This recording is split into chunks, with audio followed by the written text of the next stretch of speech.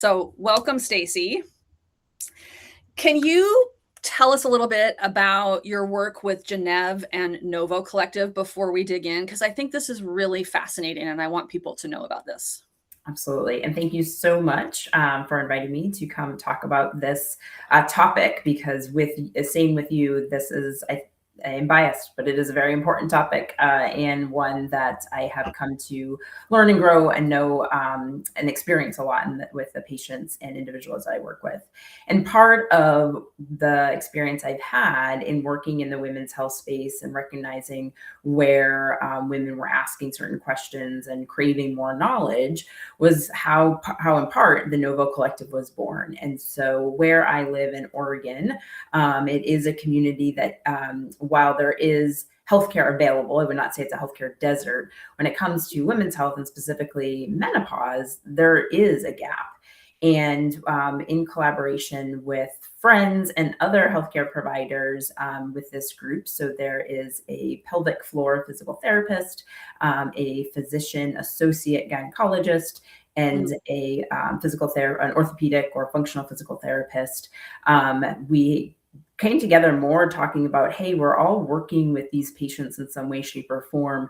They're craving more knowledge. And we decided to come together and form the Novo Collective as a way to bring accessible education to our community. That's so cool. And I'll make sure to tag that in the show notes so that people can access that. I wish that there was more of that. And it's so encouraging to see that forming. And I hope that that starts to happen across the country because you need a lot of different resources as you go through peri and menopause. You need different things. And it sounds like you're putting all those together really thoughtfully.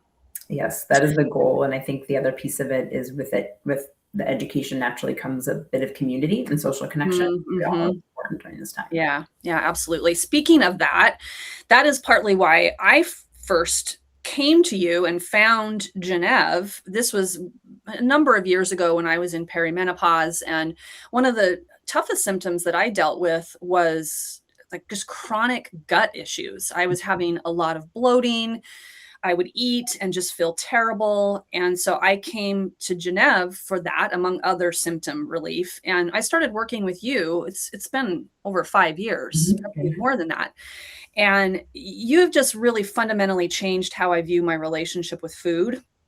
I also was struggling with workouts, strength training, hiking, vigorous activity. I would bonk midway through these workouts because I wasn't getting the necessary fueling to fuel those endeavors. And you really helped me figure out what foods work for my body, when I should be eating them, in what quantities. And the big insight for me was just how simple it is, how fundamental, like when you eat for what your body needs, it's very simple, doesn't require a fancy protocol, a big supplement or product stack, no dieting. It's just listening to yourself, working with trained professionals like yourself, and understanding what your body needs to do the things that you want to do with it. So we're going to talk about that today. And the first place I want to start with is your training as a registered dietitian nutritionist. And Stasi was the person who corrected me on how you spell dietitian. It is not a C, there is a T. So for you word nerds, know that dietitian is spelled with a T, but that is RDN. You might see that term RDN. So you are a trained RDN. And I'd like for you to talk to us about what that is and how that training might be different from the other term you might hear, which is nutritionist. And I think that distinction really matters for people who are making choices about who to listen to right now. Yes, thank you so much for calling that out and for being willing to share your journey, because I think that there's power in sharing that and to talk about that with others. So a registered dietitian nutritionist there is a curriculum and an accreditation process that is part of the education. So anyone that wants to become a dietitian does need to complete a program. Usually it's a nutrition-based undergraduate program, and then has to go on to complete a dietetic internship that is usually they're about 9 to 12 months, where you're rotating through a variety of different settings, including hospital, clinical-based settings, community settings, which includes things like women, infant, and children settings, as well as even school lunch programs. And then the other one that I'm missing, the community, the clinical, and the food service, actually. And that's the part that a lot of people don't realize, but we also understand like meal planning for like quantity. Like, how do you plan school lunch meals for thousands of kids? Like, Yeah. that is requires a lot of math, but also logistical planning. And so there's that part of the internship. The education, you have to maintain certain grade levels to get to even the internship application process. Then you have to take an exam to get the credential, and then you have to maintain it with continuing education every 5 years. And then sometimes state licenses require additional training or continuing education. So it's a process that is approved by a third-party governing board, and that process and that requirement is not always the case with many nutritionist certifications. For some, don't have any. You can just quickly online become a nutritionist, or there may be some that have some level of continuing education requirement, but it's not typically that extensive. So there's more extensivity there, and just that baseline scientific knowledge, understanding of how to evaluate evidence and research is a really critical part to becoming That's huge. Did you get any special training in helping perimenopausal and menopausal patients? That's a good question. No, I did once I came on board to Genève, and Rebecca Dunsmore-Sue, our chief medical officer, was critical and instrumental, and still is in that, given her knowledge and training and being able to help me learn prior to us starting the program that you joined for providing nutrition lifestyle support to peri and postmenopausal women. And but then through experience and thankfully with more acknowledgement to this phase of life, there's a lot more resources out there to get more information and more research being done.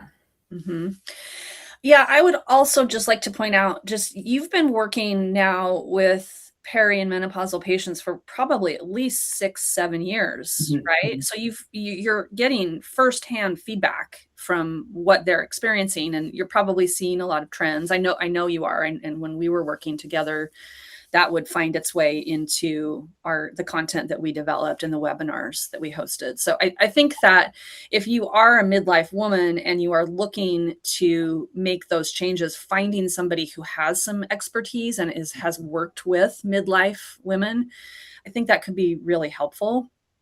But what you're describing is also a really well-rounded education in nutrition in general when you go through an RDN program and get that certification.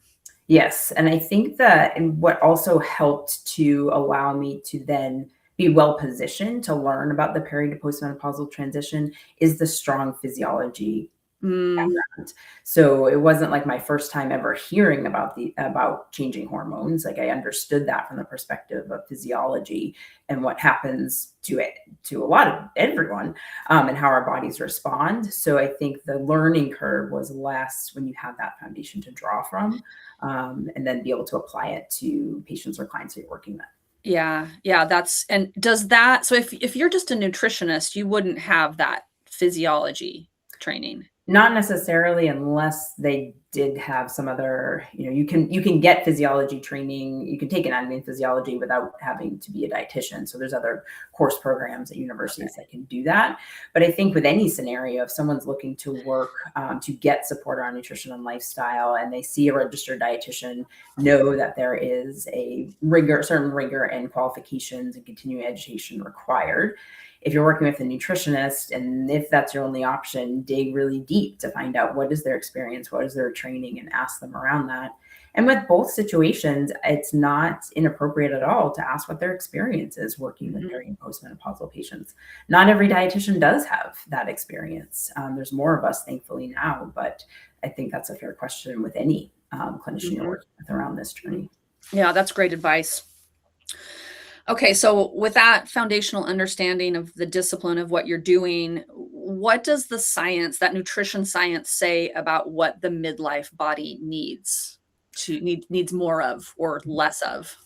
Yeah, it's so interesting to think about this and, coming, as you mentioned, coming back to the basics. And so when we look at specifically this phase, the peri to postmenopausal phase, and even the perimenopausal phase specifically, there is a gap in the amount of information that we know there from a scientific evidence-based standpoint. Mm, We're getting more, but as we know, the hormone transition, because of the variation and fluctuation in hormones, makes it more difficult to study. Not impossible, mm, but in order to get, if we're thinking about the scientific method and beautiful study design, you want to be able to control for certain things so that you can measure the impacts of whatever you're testing accurately, with validity, and then be able to report the findings with a high level of confidence. mm, And so that level of specific scientific investigation has not been done to say, hey, if you are in perimenopause or postmenopause, here's your exact nutrition prescription, go follow this. mm, So what I do in working with patients, we think about the population as what is going on during this phase of life. What are you at risk for? And where do nutrition and lifestyle play a role in mitigating that risk based off of what we know from all populations? And so I think when we think about that, when we look through that lens and really taking that holistic approach, we know that individuals going through peri to postmenopause are at risk for osteoporosis. They're at risk for increased cardiovascular disease. They're at risk for insulin resistance, prediabetes, diabetes. And then we come back and say, okay, what nutrition and lifestyle approaches can help those things? mm, And what I find is, it's always interesting where I often hear when individuals come to this phase of life or where they really start to notice the changes are impacting their quality of life or how they're feeling in their body is I haven't I haven't changed a thing and I feel completely different. I'm doing everything I've always. mm. And the flip to that is you aren't changing anything. I always agree and validate that with anyone. However, your physiology has changed. So there could be benefit to focusing on that. The other piece too, I think I often hear, I could eat whatever I want and get away with it for so long. Yeah. And it's hard to know for sure with any individual. We can never go back and, try life a different way. But I also wonder, maybe all of a sudden now the body's like, hey, that maybe that wasn't the right way. Yes. Or you weren't getting away with it, but now you see it. So there's all different perspectives there, but those are the pieces, how to think about, okay, some of the recommendations, which I'll talk about, but the lens I use to come to that is really looking at what's going on physiologically and what are the things that can help address those things. Okay, so before you kind of get to some recommendations, I think it would be helpful to explain what you mean by physiology Mhm. because those are I think how symptoms show up. It'd Yes. be helpful to understand that just so everybody's really clear.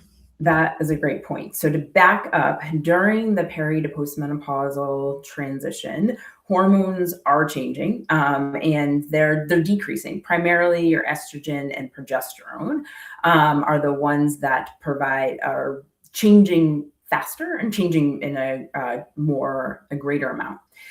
In that time where they're decreasing, though, they're also fluctuating. And I think during that perimenopausal phase is where individuals identify with that fluctuation of kind of feeling fine one day and not fine the next, or irregular periods one cycle and then nothing the next cycle. And so that really is a resemblance of those changing hormones. And hormones are so powerful. And I always remind people that they are our communicators in our body. Mm, Hormones are sending messages, and it's really, from a physiology standpoint and mm, a body standpoint is like, it's amazing that these hormones go up and down and have a cascade effect in the body. Now, the body doesn't like things to being unpredictable. If we think about just homeostasis, and typically we hear the thermostat approach where we know our body has to maintain a certain temperature, goes high or too low, it's going to immediately, there's mechanisms in place to bring it back. Well, when hormones are going everywhere, the body doesn't love it. It's a normal, natural transition. The body's prepared to handle it, but there's consequences to those changes that as the body's trying to handle it, you may have hot flashes. You may have changes in blood sugar regulation that can lead to insulin concerns or prediabetes. There is also, you add in the layer of age, which impacts everyone, regardless of sex. Age is going to impact everyone, and everyone loses muscle with age. And so that's another thing that brings in nutrition and lifestyle considerations. Yes. Yeah. I mean, I went through all those things that you're just describing, like as you're ticking those off, I'm like, yep.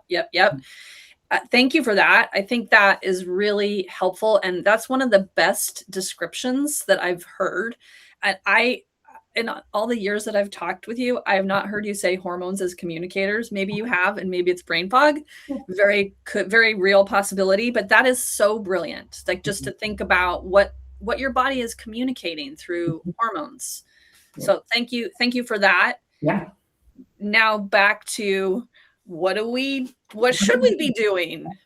So I'm going to use something that people are probably familiar with. So again, thinking about basics and not necessarily anything that's going to be groundbreaking, but let's think about this from a standpoint of realistic, how we're doing this, and then also the great benefits that are there.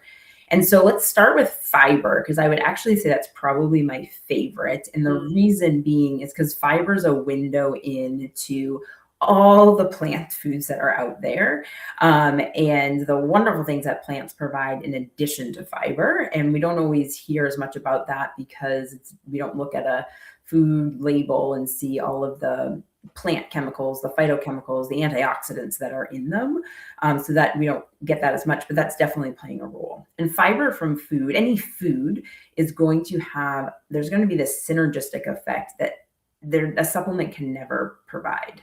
And it's very difficult to even measure the impact of all foods. So likely there's a lot of things that whole foods are doing, especially our fruits and vegetables, that we don't even know about because of the complexity of what they're made up of and all of the parts that go into them.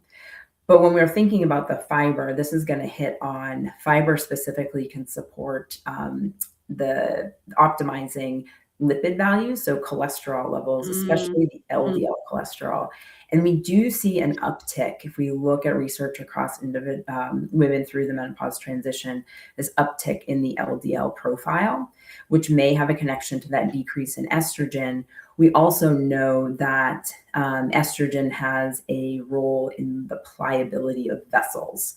So if you all of a sudden have stiffer vessels, you are potentially increasing cholesterol, which can lead to plaques.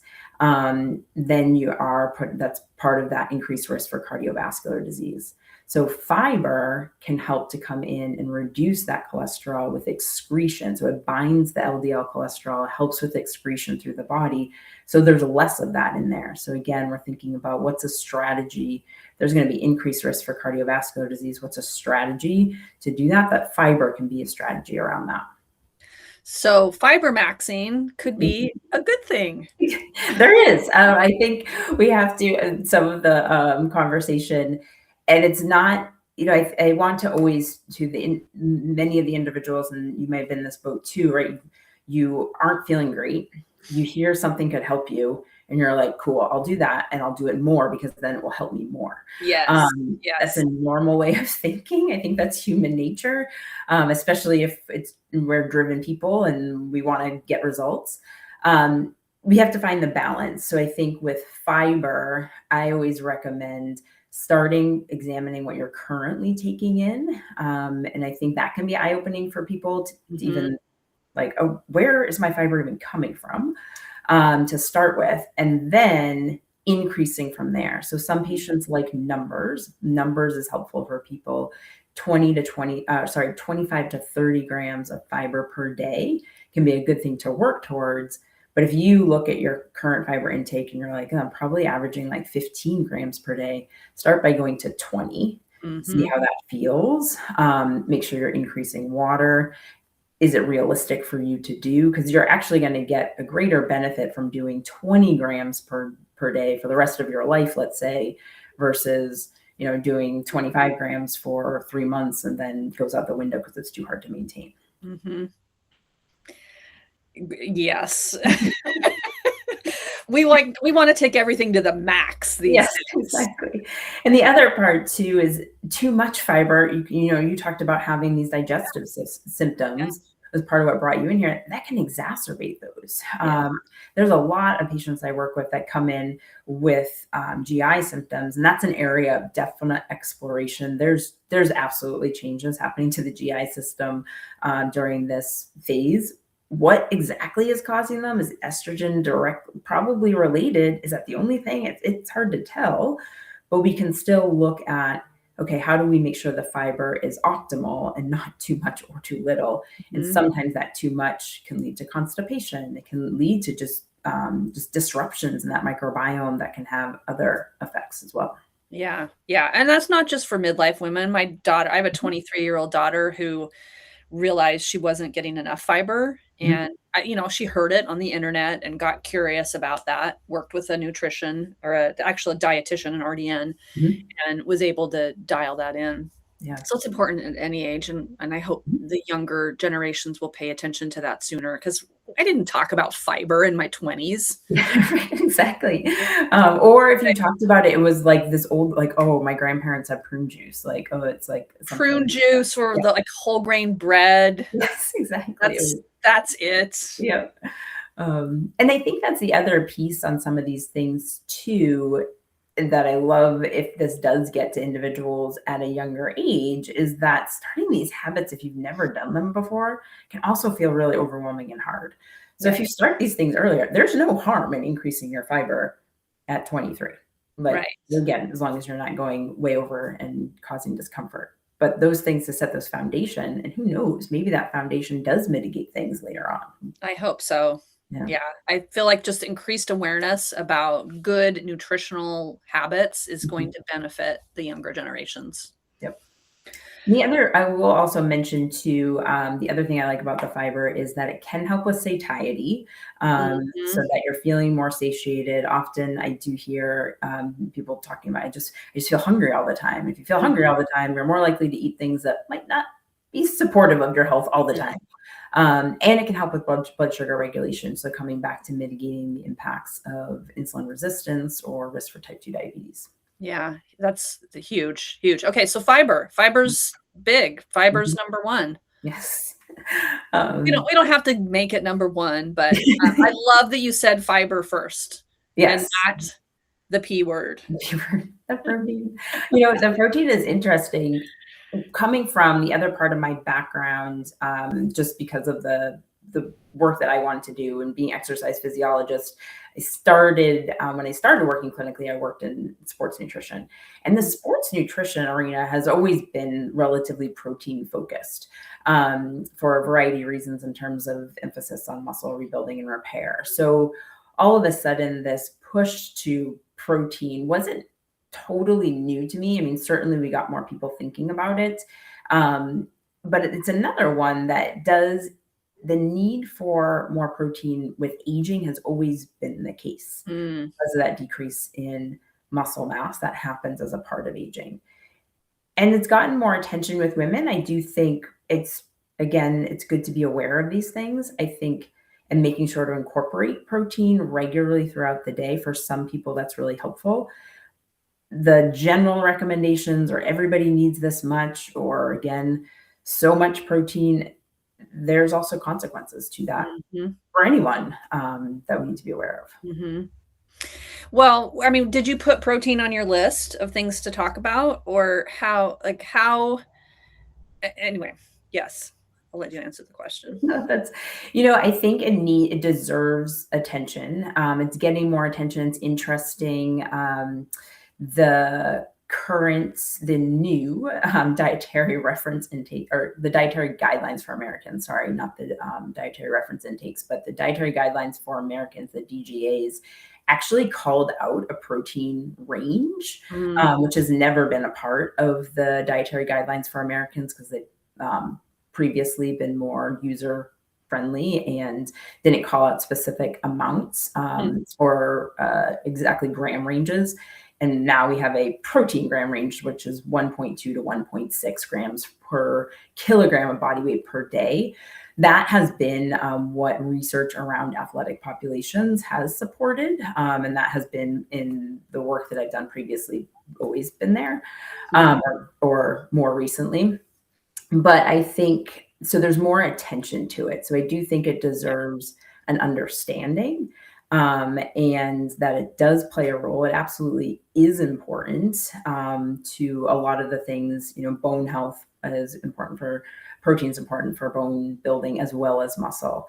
Protein's important for immune function. It's important for skin, hair, cells. There is even, amino acids and protein are also important part of nervous system regulation. So there's things there that do play a role that I think that attention is. I think it's gotten so much attention that many people are getting enough protein, and I find that that's actually less of a gap right now. Okay. I love the way that you just framed all of that and the why behind it, because I don't feel like that's a part of the conversation in social media. A lot of the time it's just get your macros in at these numbers. Mhm.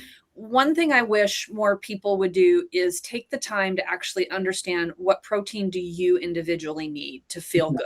Like it took me a lot of time because I work out at a certain time of day, and I know that I need some protein before I do that at a certain amount of time. And then I know that I need some protein after that Mhm. to recover and to feel that satiation so that I'm not dying of hunger an hour later. Mhm. So just taking the time to look at those numbers, figure out what do you need for your body so that you go through the day and you have what you need to support yourself energetically.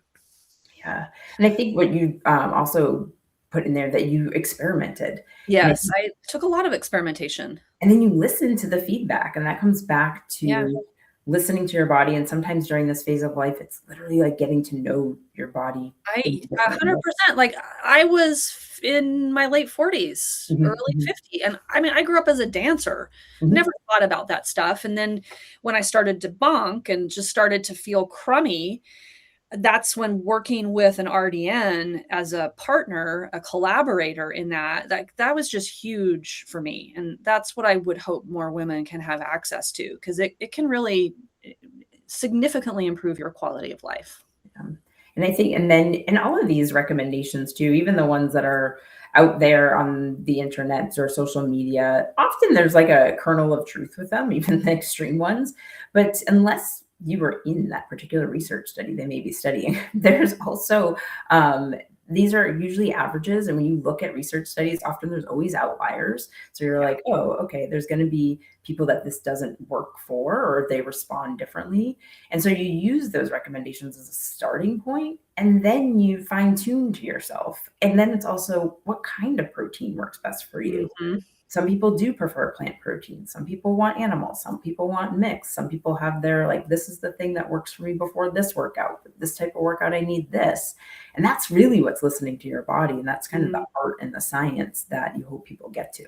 mhm. Yeah, that's kind of the fun stuff. I enjoyed Yeah. that Yeah. process. Anything else that we need right now? Those are the focus. They kind of capture a lot of things. I think the Yeah. nutrient aspect and the fiber piece that brings in the nutrients. Because the other part that happens with both of these scenarios is I need fiber and I need protein. How do I get it as a supplement form? Yes. And Thank you for saying then you eliminate that synergistic component of the food that is really important in this yeah. equation. The other thing that really made a difference for me was hydration, Ah, and just mhm, I just wasn't drinking enough water. mhm. So, from my personal experience, I can say that hydration just make Yeah. it I have to drink 2 liters of water a day. Okay, and you know that, right? You get to that Yes. point and you Like, know that's a lot of water. yes, a lot of trips to the bathroom potentially too. That is a Yeah. lot of water, especially when you get into menopause and you might have urge incontinence. Yep. Like, how you get that amount of water is crazy, but you helped me with that. You and the Genev team, I remember lots of conversations like, "Are you getting your hitting your hydration Yep. goals?" So, just again, basics, Yep. protein, fiber, water. Yes.